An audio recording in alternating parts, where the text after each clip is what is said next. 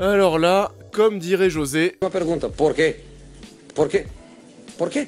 je ne comprends pas pourquoi ce film existe. Et ça peut même remonter mais bien plus loin dès l'origine du projet, je ne comprends même pas comment ce film financièrement existe. Pour rappel, les deux Hellboy réalisés par Guillermo del Toro, et bah c'est 66 millions de budget pour le premier et ça a rapporté 99 millions de dollars. Sans compter en plus les frais marketing sur les 66 millions. Donc déjà là, le premier film, niveau rentabilité, on était mais genre pas top du tout. Heureusement, le film a plu et le deuxième Hellboy, étonnamment, bah son budget a été revu à la hausse. Il était à 85 millions de dollars et ça rapportait 160 millions. Donc déjà là, oui, c'était mieux, mais ça en faisait pas du tout encore un succès commercial. Sachant qu'en plus, bah, ces deux films, c'était des films de Del Toro, et rien que ça, et bah, ça en était un argument de vente. Et vu que ça n'avait pas trop marché, malheureusement pour les fans, le troisième film qui devait conclure une trilogie a été annulé. Il faut dire aussi que le non-succès de ces deux films était un peu compliqué à supporter, parce qu'à côté, il y a eu quoi? Bah, il y a eu la trilogie Spider-Man de Raimi, il y a The Dark Knight qui sort 2 ou 3 mois avant la sortie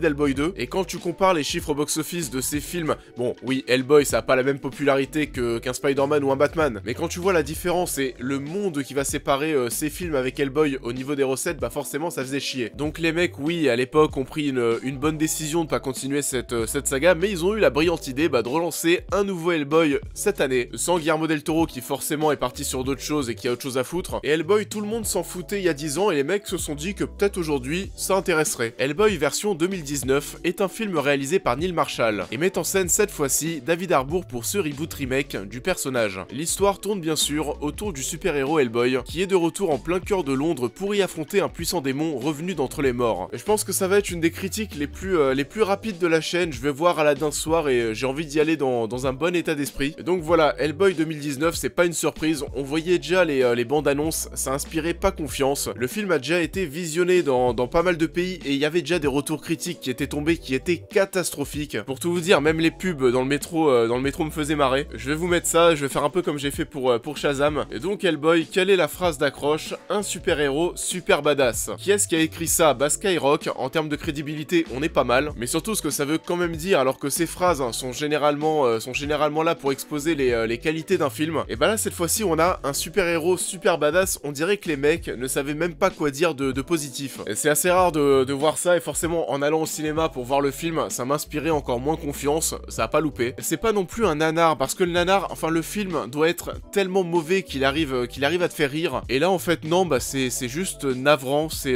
une série Z. C'est un film qui, à peine sorti, a déjà, mais vous savez, 20 ou 30 ans de retard sur tout, que ce soit dans ses choix scénaristiques, qui sont très clichés, que ce soit dans ses effets spéciaux. C'est un projet qui n'a pas lieu d'être, c'est un peu comme le dernier Predator ou le dernier Underworld, qui était là tout simplement, bah déjà pour tirer sur la corde de ces sagas. L'originalité encore plus d'Hellboy, bah c'est que la saga n'était pas un succès commercial. Underworld, c'est un peu pareil, c'était pas fou. Mais du coup, ce Hellboy version 2019, tu sais pas trop pourquoi est-ce qu'il existe. C'est un film, attention, qui aurait pu avoir une direction artistique intéressante. Le problème, c'est qu'il ne sait pas sur quel pied danser. Au niveau des musiques, au niveau du ton, au niveau de l'humour, ça marche pas vraiment. Au niveau des musiques, on avait déjà vu ce décalage dans les bandes annonces, on avait toutes ces sonorités un petit peu pop rock, etc. qu'on va retrouver dans le film et qui sont en total décalage parfois avec ce qu'on va voir. Il y a des moments où on va avoir un ton assez sérieux, puis ensuite on va passer sur une musique rock, puis ensuite Hellboy va se prendre un coup de poing par exemple et on va repartir sur de la musique sérieuse. Le ton du film est constamment en train d'être modifié. C'est un film qui va chercher à surfer sur la vague Deadpool, avec tout ce côté où je vous vends un film rated R avec de l'humour, avec des gros mots, avec de la violence. Sauf que là ça ne marche pas parce que le film n'a pas le second degré qu'il devrait avoir, et ça en fait des scènes humoristiques très douteuses, voire qui ne marchent pas du tout.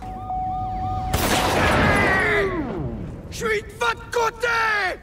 Désolé, c'est mon erreur. À la limite, pour ceux qui vont quand même aller voir Hellboy, la toute dernière scène du film est intéressante. C'est un plan séquence plutôt pas mal, la musique est cool, c'est très coloré, et c'est une scène qui m'a beaucoup rappelé celle de Yondu dans Les Gardiens de la Galaxie 2 quand il va envoyer sa flèche et niquer toutes les personnes qui vont être dans le vaisseau dans lequel ils sont pris en otage. Et à la limite, si le film avait été dans cette tonalité durant tout le long, pourquoi pas, il aurait eu au moins une identité. Et là du coup on s'en fout mais totalement de ce qu'on est en train de nous proposer. Le scénario est bâclé, même Hellboy s'en bat les couilles. Il y a une sous-intrigue où Hellboy va en découvrir de plus en plus plus sur son passé, et même lui, bah du coup ça passe du coq à l'âne, t'as même l'impression que même lui s'en bat les couilles. Au passage, David Harbour en Hellboy, pourquoi pas. Et donc oui, mais le personnage lui aussi ne sait pas sur quel pied danser, il sait pas s'il doit être sérieux, il sait pas s'il doit être dans l'humour. C'est un personnage qui va apprendre des choses concernant sa création, concernant sa naissance, qui devrait normalement être constamment remis en question. Et à chaque fois, bah tout est balayé par de l'humour mal placé. Il y a des téléportations mais incroyables dans ce film, j'ai rarement vu ça. Les téléportations des personnages de Game of Thrones à côté, c'est rien du tout. Il y a un moment, il y a une prise d'otage géante à Londres qui est en train d'être en cours. On te montre qu'à Londres, c'est n'importe quoi, ça part mais littéralement en couille, c'est très dangereux ce qui est en train de se passer. Hellboy est loin, il est très loin, il est sur une île, il est très loin. Et là, cut est à Hellboy bah, qui est déjà à Londres, mais comme par magie, qui arrive vraiment à un endroit précis et durant la prise d'otage qui est en cours. Ça n'a absolument aucun sens et je suis pas fan déjà des deux films de Del Toro. C'est pas que j'aime pas les films dans le sens où ils sont mauvais, c'est juste que j'avais un peu de mal avec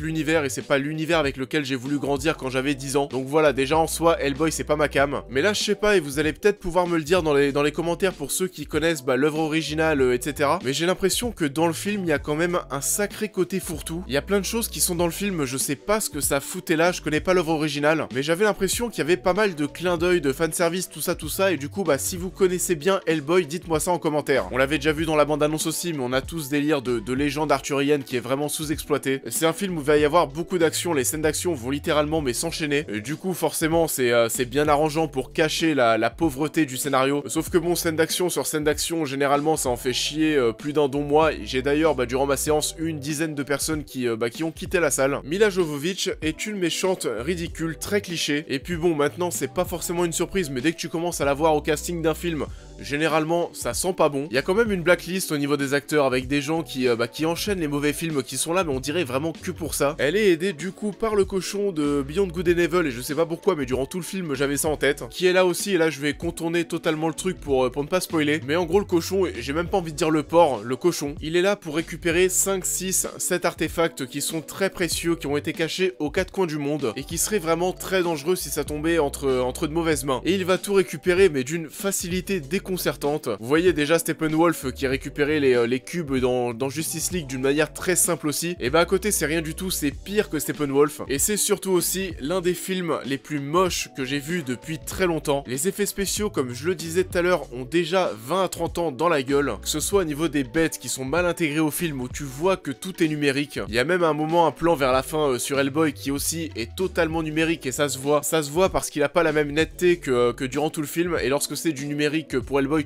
vous voyez tout de suite qu'il est un peu flou. Le bestiaire, et ça c'est pas une surprise, et pas au niveau des films de Del Toro qui avaient quand même bien plus d'identité. Mais bon, Del Toro c'est son délire, donc c'est normal. Les personnages qui se transforment en animal aussi, les transformations sont vraiment très mal foutues. Les visuels d'ensemble de Londres, on dirait des mauvaises peintures. En fait, même tout ça, t'as l'impression que c'est fait exprès. Mais bon, pour le coup, c'est raté, et même le côté rated R est raté, parce qu'en gros, pour justifier ce côté rated R, ils ont ajouté de la violence gratuite, mais même pas partout. Il y a vraiment une scène vraiment où il y a de la violence gratuite qui va justifier à elle toute seule le côté rated R. T'as l'impression que s'il y avait pas cette scène, et le film tout simplement ne l'aurait pas été. C'est justement la scène de la prise d'otage à Londres. Et donc ouais, durant cette scène, tu vas avoir 1 minute de violence, mais alors totalement gratuite. Tu sais pas ce que ça fout là, et encore une fois, entre cette violence gratuite, entre l'humour et le côté sérieux que le film essaye d'avoir à certains moments, et toi aussi dans la salle, tu sais pas trop sur quel pied danser, et tu sais pas trop ce que t'es en train de regarder. Hellboy est malheureusement un raté sur tous les plans. C'est rempli de fausses bonnes idées et de beaucoup trop de choix de mauvais goût, et Hollywood aurait bien fait de rester sur les deux films de Del Toro qui rendaient bien plus hommage aux personnages. Bon, du coup voilà, c'est déjà la fin de cette critique, il n'y a pas grand chose à dire, c'est pas très bien. Si vous avez aimé la critique, n'oubliez pas de la liker et de la partager, n'oubliez pas de me dire dans les commentaires ce que vous avez pensé du film, de me dire aussi si vous avez aimé le film, je lis tous les commentaires donc ça m'intéresse. N'oubliez pas de me suivre sur tous les réseaux sociaux, de vous abonner à la chaîne pour suivre les prochaines vidéos, de soutenir la chaîne comme d'habitude sur Tipeee et Utip. Et quant à moi, je vais monter ça rapidement parce que ce soir c'est Aladdin, donc encore une fois, à très vite.